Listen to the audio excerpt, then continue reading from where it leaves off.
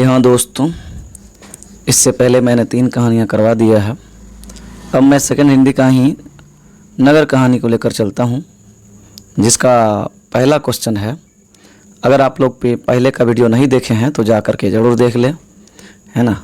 ये जो है 10th का हिंदी के लिए आपको बहुत ज़्यादा इम्पोर्टेंट है। तो चलिए इसको ऑनलाइन करके कर लेते हैं। पहला क्वेश्चन है नगर से। जो नगर कहानी के जो लेखक है कौन है, तो वह है सुजाता। सुजाता का वास्तविक नाम क्या है, तो एस रंगराजन। सुजाता का जन्म कब हुआ था, तो 3 मई 1935 ईस्वी को सुजाता का जन्म हुआ था। सुजाता का जन्म कहाँ हुआ था, तो चेन्नई तमिलनाडु में। अब है कि नगर कहानी के अनुवादक कौन है, तो के ए जमुना, जो कि नगर कहानी के अनुवादक हैं और इस तमिल से हिंदी में परिवर्तित किए हैं। अगला नेक्स्ट क्वेश्चन है कि नगर कहानी किस भाषा से अनुदित हुए हैं, तो ये तमिली भाषा से। अगला है कि किस लेखक के 25 से अधिक कृतियाँ प्रकाशित हो चुकी है, तो ये सुजाता के। अगला है कि धरती कब तक घूमेगी, नगर का इधर आ गया है ना। ये है आपको नेक्स्ट क्वेश्चन की पांड्य लोगों की दूसरी राजधानी कहाँ थी, तो मदुरई। नगर कहानी के मुख्य पात्रा कौन, तो पापाती। और नेक्स्ट क्वेश्चन जो है आपसे कि पापाती किसकी पुत्री थी, तो वल्ली अम्माल की। दोस्तों आप लोग अपने साथियों तक भी इसे पहुंचाने का प्रयास करें, है ना। जो नहीं देखे हैं उसको भी बोलिए देखने के लिए, जो कि क्वेश्चन है काफ़ी हेल्प मिलेगा उसको, सब्जेक्टिव और ऑब्जेक्टिव दोनों के लिए, है ना। तो इसे सब्सक्राइब, अगर आप लोग नए में हैं तो इसे सब्सक्राइब जरूर कर दें, ठीक है। अपने दोस्तों तक भेजें सब्सक्राइब और लाइक करने के लिए बोले। अगला है कि पापाती को इलाज के लिए कहाँ भेजा गया था, तो मदुरई भेजा गया था। वली अमाल के गांव का नाम क्या था, तो मुन्नाडीपट्टी, है ना, इसका नाम था। अब पापाती किस रोग से ग्रसित थी, तो मेनिंजाइटिस रोग, है ना, मस्तिष्क में जो होता है। किसके कहने पर भी पापाती अस्पताल में भर्ती नहीं हो पाई, तो बड़े डॉक्टरों के कहने पर भी जो है ना वो भर्ती नहीं हो पाती है ना, क्योंकि छोटे डॉक्टर कोई रिस्पॉन्स नहीं लेते थे। हालांकि बड़े डॉक्टर तो शोध करना चाहते थे उस पर, मेनिंजाइटिस पर। बड़े डॉक्टर साहब कहाँ से पढ़कर आए थे, तो ये ब्रिटेन से पढ़कर आए थे, है ना। और हेड नर्स का नाम क्या था, तो मिरांडा। हेड नर्स के मिरांडा नाम था। वली अमाल को बेटी को लेकर सुबह कितने बजे बुलाया गया, तो सुबह बोली थी कि 7:30 बजे आप आइए। सबसे पहले तो यहाँ ढेर सारे जगह उसको भेजा जाता था, है ना, कि आप यहाँ देख लो, यहाँ देख लो, चिट्ठी लेकर के भेजा जाता था, चिट्ठी यानी पुर्जी, जो उसके पास चिट था। अगला जो क्वेश्चन है आपसे, वली अमाल को कितने नंबर कमरे में भेजा गया था, तो ये 48 नंबर कमरे में भेजा गया था। पापाती को लेकर माँ किस रंग के नक्शे में वापस आई, तो यह पीले रंग के। पापाती के लिए वली अमाल ने, है ना, किस मंदिर में मन्नत मांगी, तो ये है वेदीश्वरन मंदिर में मन्नत मांगी थी, है ना, कि ये ठीक हो जाए। तो क्या है वो, मतलब कुछ चढ़ावा देने की बात की थी। तुलनात्मक व्याकरण किसकी रचना है, तो ये सुजाता का। पहले दिन पापाती ने क्या कहा, पापाती को क्या हुआ था, तो बुखार हुआ था।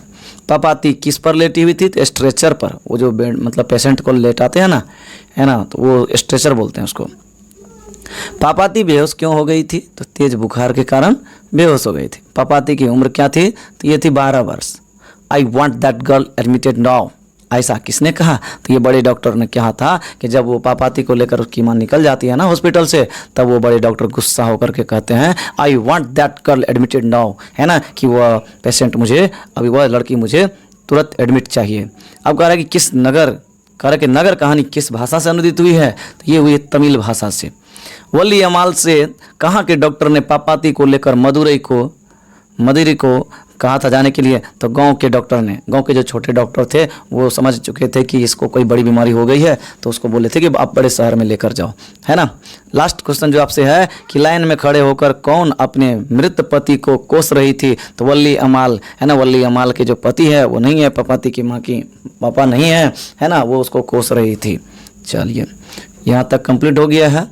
अब नेक्स्ट क्वेश्चन जो है वह है धरती कब तक घूमेगी, तो चलिए इसको भी कर ही लेते हैं, है ना। दोस्तों आप लोग इसे सब्सक्राइब करें, पूरा देखें, बार बार देखें, ताकि आपको ये काफ़ी बार रिवीजन हो जाएगा, है ना। तो जब भी टाइम मिले तो इसे जरूर देखें। आप लोग चाहें तो इसको लिख सकते हैं, है ना, बार बार रिवीजन करने के लिए इसको मतलब देख करके आप लिख लें कॉपी में और बार बार देखें उसे।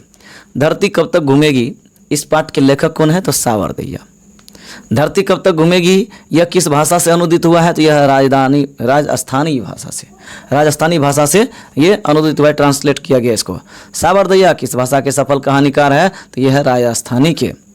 और नेक्स्ट क्वेश्चन है कि धरती कब तक घूमेगी कहानी के जो अनुवादक है वह कौन है, तो इसका नाम है सावरदैया। धरती कब तक घूमेगी इस बात का मुख्य पात्र कौन है, तो यह है सीता। अब सीता के कह रहा है कि कितने पुत्र है, तो उसके पास 3 पुत्र थे।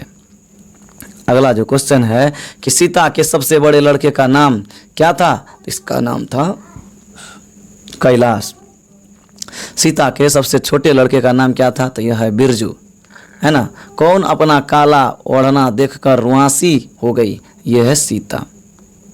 अगला है इसके बाद धरती कब तक घूमेगी से ही है कि धरती कब तक घूमेगी शीर्षक कहानी में किसे महसूस होने लगा कि आकाश अनंत नहीं है, तो सीता को ऐसा एहसास होने लगा था। सीता के बेटों ने सीता को कितने रुपये महावारी खर्च देने का निर्णय किया, तो 50 रुपये, है ना, महीने का वो 50 रुपये निर्णय किया था कि उसे खर्चे के लिए देगा।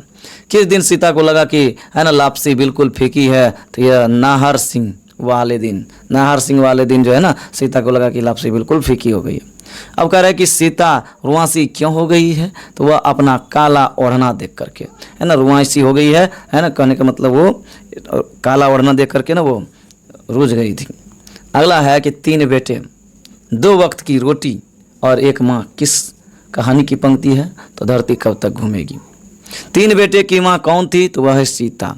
धरती कब तक घूमेगी कहानी के कैसी है, तो यह एक सामाजिक आधारित कहानी है। यह सब पूछता है आप लोग को कि सामाजिक था, धार्मिक था, राजनीतिक था, तो याद रहे ये सब भी मतलब आप लोग को याद रखना पड़ेगा। तो सामाजिक है, धरती कब तक घूमेगी। कह रहे एक दिन घर छोड़कर कौन चली गई, तो सीता चली गई। सीता को रसमलाई किसने खिलाई, तो भंवरी ने खिलाई, है ना। अगला जो क्वेश्चन है कि सीता को 131वां नंबर कि सीता को दाल के हलवे किसने खिलाए, तो राधा ने। अगला है कि कैलाश की पत्नी कौन थी, तो कैलाश की पत्नी का नाम क्या था, राधा। नारायण की पत्नी कौन थी, तो यह है भंवरी, है ना। बिरजू की पत्नी कौन थी, तो पुष्पा। ये उसके तीनों बेटे का नाम था, उसके पत्नी का नाम था। कैलाश की पत्नी का नाम राधा, नारायण की पत्नी का नाम भंवरी और बिरजू की पत्नी का नाम पुष्पा। रोटी दो का खेल किस कहानी से खेलते हैं, तो धरती कब तक घूमेगी से लिया गया। माँ कब से खाना अलग बनाकर खाएगी, आज दोपहर से, है ना, इसने कहा था।